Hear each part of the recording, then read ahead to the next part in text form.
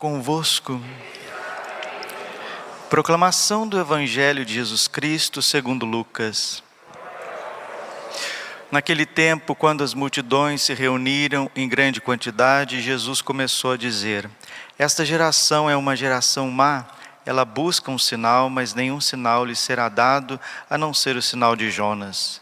Com efeito, assim como Jonas foi um sinal para os ninivitas, assim também será o Filho do Homem para esta geração.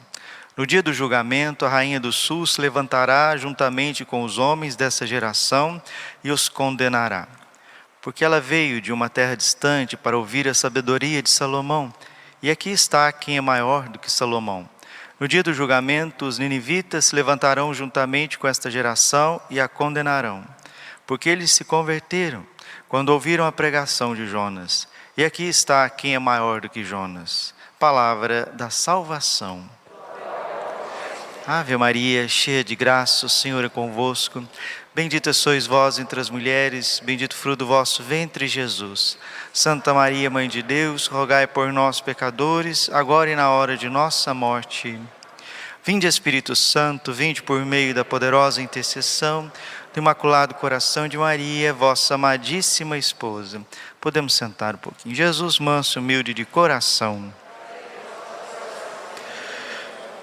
Ontem falávamos que a conversão é uma mudança interior, mas essa mudança interior só Deus pode realizar em nós. Não temos a força de mudar-nos espiritualmente, não temos à nossa disposição isso, né? Como alguém que está com o coração doente, inflamado, com as veias entupidas, a pessoa não tem a força de mudar o coração dela. Se ela está com pedras no rim, ela não tem a força por si mesma de quebrar essas pedras nos seus rins. A pessoa que está doente, ela precisa de tratamento, ela precisa de uma intervenção médica, uma intervenção cirúrgica muitas vezes. A conversão é uma intervenção cirúrgica de Deus na nossa alma. Deus vai intervir na nossa alma mediante a graça. Padre, o que é a graça? Fala muito dessa palavra, né? Estou dizendo para vocês desde ontem que as palavras tão simples e profundas, elas vão perdendo o seu significado, né? Fala da graça de Deus, graça de Deus, conversão, Deus é amor. Perde a profundidade dessas coisas, o sentido, a essência das palavras, principalmente palavras bíblicas, palavras teológicas, palavras que estão no catecismo. E nesse tempo de confusão, as pessoas entendem as coisas errado, porque infelizmente as pessoas não têm, a maioria do povo não tem filosofia, não tem teologia, não tem metafísica, ontologia, não fez faculdade para saber as coisas mais profundas, né? Os vocábulos mais profundos. Então confunde as coisas, né? Às vezes confunde as coisas. A graça de Deus é tudo que Deus faz em nosso favor. Tem uma música aqui de Cuiabá que diz assim: tudo é graça, tudo é graça. É isso mesmo, tudo é graça, tudo vem do amor gratuito de Deus em favor de cada um de nós. Mas ontem, a hora que eu estava almoçando, num rompante assim, num momento, num insight, Deus me disse no coração: a graça faz com que você tenha alegria e prazer nas pequenas coisas, nas coisas lícitas desta vida, e você tem um horror, um asco, né? Você tem um nojo do pecado, do que é errado. Gente, isso vale mais do que bilhões de dólares. Você tem um coração inclinado às coisas boas, e essas coisas boas te dão alegria, te dá uma satisfação, uma realização. E você tem uma proteção, você tem uma aversão, você está imunizado contra o pecado. Esse é o maior papel da graça. Por isso a palavra técnica, desgraça. Sem a graça é isso. Você tem enfado com aquilo que é bom, você tem preguiça, você tem tibieza com o bem, e você tem uma fome, você tem um desejo do mal. Se Deus não inverter esse processo maligno dentro de nós, nós vamos indubitavelmente para a perdição eterna. Por isso que o Verbo se fez carne e habitou no meio de nós. Por isso que Jesus não hesitou em ir para a cruz e derramar a última gota do seu sangue. Romanos capítulo 5, versículo 20. Onde abundou o pecado, superabundou a graça. Então esse é o tempo, a quaresma é o tempo de Deus inverter essa inflamação espiritual em nós chamado pecado, que faz com que nós tenhamos preguiça da missa, faz com que nós não queiramos rezar o terço, faz com que nós tenhamos diante do caminho da salvação, do caminho de perfeição, do seguimento de Jesus Cristo, aquela coisa, né? Aqueles pensamentos assim, não é para mim, eu não consigo, Deus é muito rígido, onde se viu isso, e etc. Lembrando que São João Maria Vianney dizia que Deus, os mandamentos de Deus não são penosos, não são pesados, mas quem diz isso é a própria Bíblia, São João, 1 João capítulo 5, versículo 3. Isto é amar a Deus, guardar os seus mandamentos, e os seus mandamentos não são penosos. São João Maria Vianney, nos seus sermões, ele sempre exortava as pessoas simples que o acompanhavam, que vinham à missa, que ouvia suas pregações. Com toda ternura ele dizia: filhinhos, seguir Deus é uma alegria, é um prazer, Deus é a nossa proteção. Tire isso da cabeça de vocês, é o demônio que coloca na cabeça de vocês que é muito difícil, que é tudo muito cruz, tudo é muito difícil, tudo é muito pesado, eu não vou conseguir. Não, 1000 vezes não. Provai e vede quão suave é o Senhor. Feliz o que tem nele o seu refúgio. Salmo 33, versículo 11.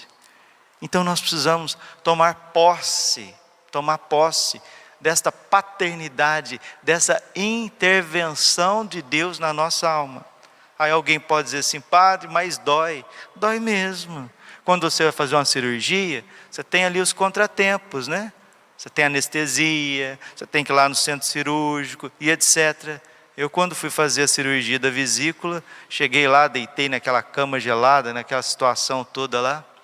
Aquilo é incômodo, mas eu segurei no meu terço assim, a enfermeira foi: o senhor pode me entregar o terço? Entreguei o terço na mão dela e fiz um ato de abandono, rezei, me entreguei a Nossa Senhora e eu senti uma consolação tão grande. Aí a médica chegou, a hora que a médica chegou, ela estava usando um pingente Nossa Senhora Aparecida.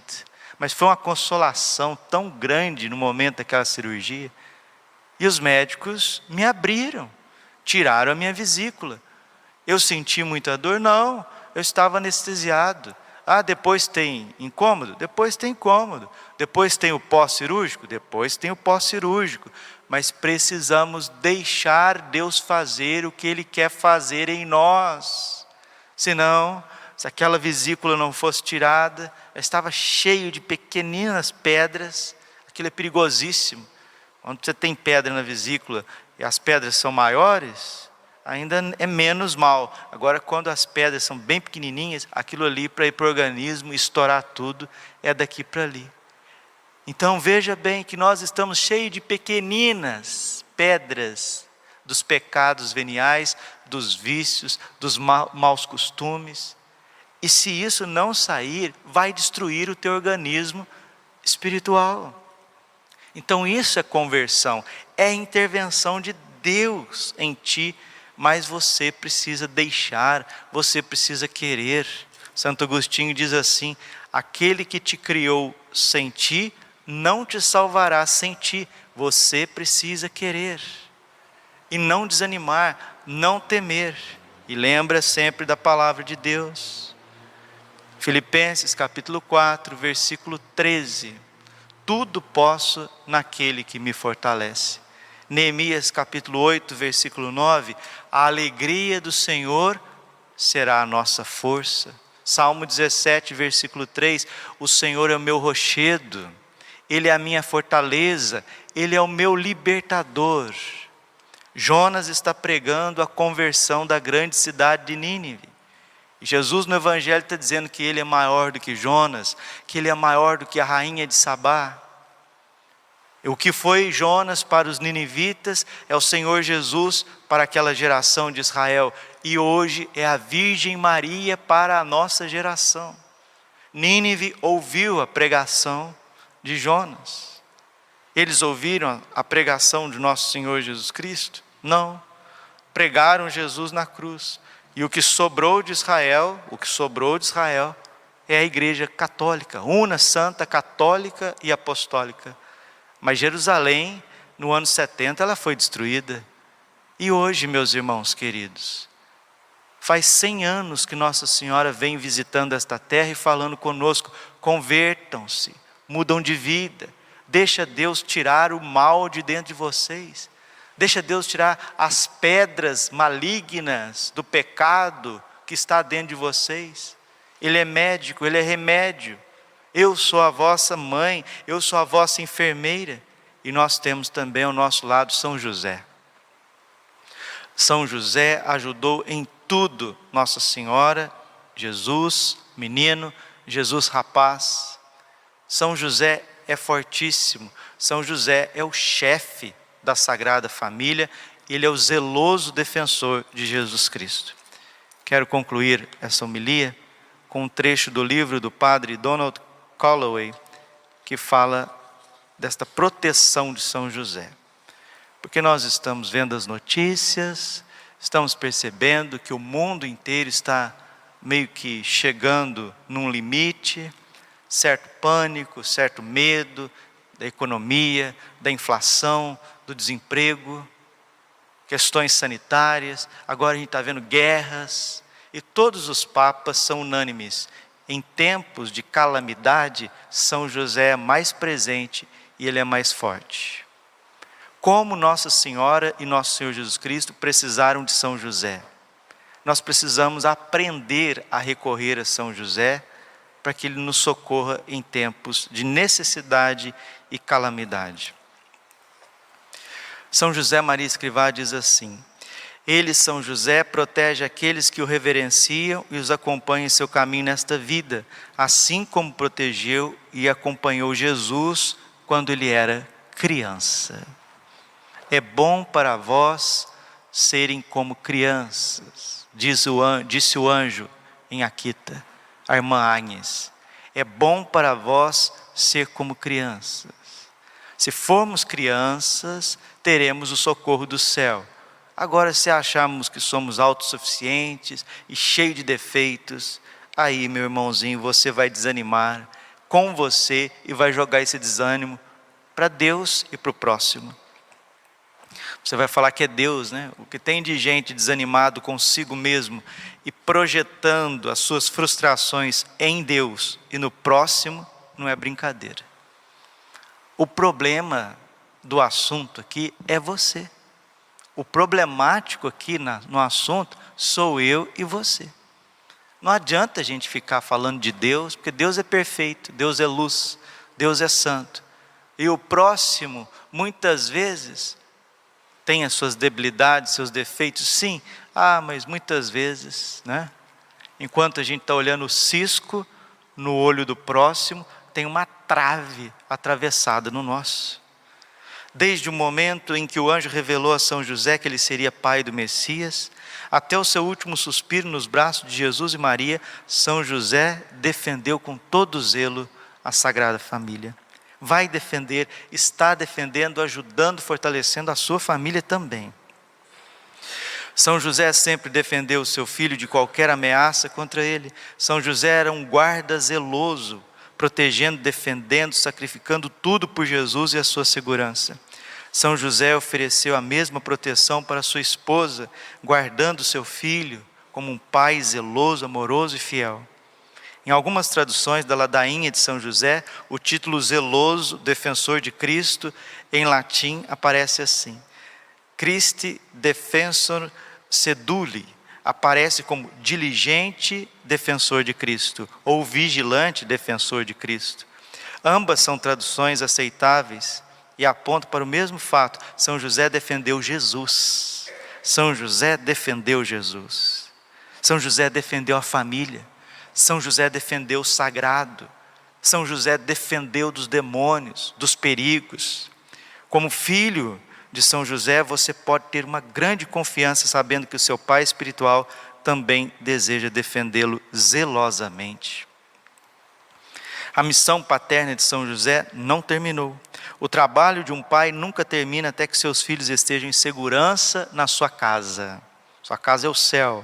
No céu, São José não precisa mais guardar e proteger Jesus. Você, entretanto, ainda não está no céu. Você precisa da proteção de São José. Seu pai espiritual sabe o que é prejudicial para a sua alma e quer cuidar de você, ajudá-lo a chegar em casa com segurança. São José nunca o abandonará. Seu papel é confiar em seus cuidados diligentes e nunca olhar para trás. Quem olha para trás vira uma estátua de sal. Quem olha para trás tropeça, cai no buraco. O beato Guilherme José Chaminade diz assim: nosso destino está nas mãos de José. José é o guardião de seu Senhor e esposo de sua rainha. José é o pai adotivo de Jesus e o chefe da Sagrada Família. Em sua bondade se dignou aceitar como seus filhos, todos nós, permitindo-nos assim chamá-lo de pai. E continua o beato: o nome de José será um nome de proteção durante toda a nossa vida. E o venerável Nelson Becker diz assim: como cristãos, devemos honrar a São José, agradecer-lhe por sua proteção, rezar para ele com fervor e confiança, esforçar-nos para reproduzir em nossa alma a conduta das suas virtudes que ele praticou com tanta perfeição. E o beato Chaminade conclui: quão felizes e abençoados são aqueles a quem tu, São José, amas e a quem tomas sob a vossa proteção. Então, meus irmãos queridos, vamos confiar a conversão do nosso coração, da nossa casa, da nossa cidade, a conversão dos membros da igreja a São José. Nínive converteu, não foi destruída. Será que a nossa geração vai ouvir a pregação que vem do coração de Deus, através dos seus profetas, através da profetisa maior, a Virgem Maria, ou também seremos destruídos? Como diz aquela canção, a decisão é sua. Voltemos ao coração de São José, olhemos para a sua bondade, recorramos a ele cada vez mais. A palavra de Deus, ela tem uma força transformadora, e é através dela que vai vir a nossa cura, nossa transformação e conversão. A gente se alegra muito, porque nós estamos gravando as homilias e publicando as homilias para o Brasil inteiro e vai até fora do Brasil.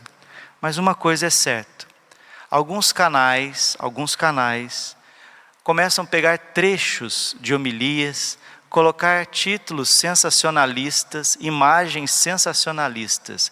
Isso não agrada o coração de Deus. E também não agrada o meu coração como pregador, como sacerdote católico e evangelizador. O Dom Adair José, esses dias ele fez uma notificação a respeito disso, pedindo aos canais católicos que não faça isso com as suas homilias, que não pegue trecho das suas homilias, fora do contexto, coloque ali imagens sensacionalistas, títulos sensacionalistas, para atrair visualizações e etc. no YouTube. Eu quero fazer um pedido também expresso aqui, que isso não seja feito com as minhas homilias. A palavra de Deus, ela não pode ser motivo dessas coisas. Quer colocar homilia? Pode colocar, homilia completa, do começo ao fim, com o título que eu coloco, com a imagem que eu coloco. Pode reproduzir, tem importância. Agora, usar a nossa homilia, a pregação que não é nossa, é da igreja, para fazer esse tipo de desevangelização, isso não agrada o coração de nosso Senhor Jesus Cristo. Isso não agrada a Virgem Maria com as suas profecias, com a sua palavra, com a sua mensagem. Não agrada São José, que é o zeloso defensor da igreja. Eu agradeço muito aqueles que vão ouvir, agradeço muito e espero ser atendido para a maior harmonia e graça de Deus. Glória ao Pai, ao Filho e ao Espírito Santo, como era no princípio, agora e sempre. Amém. Cantemos o nosso ofertório.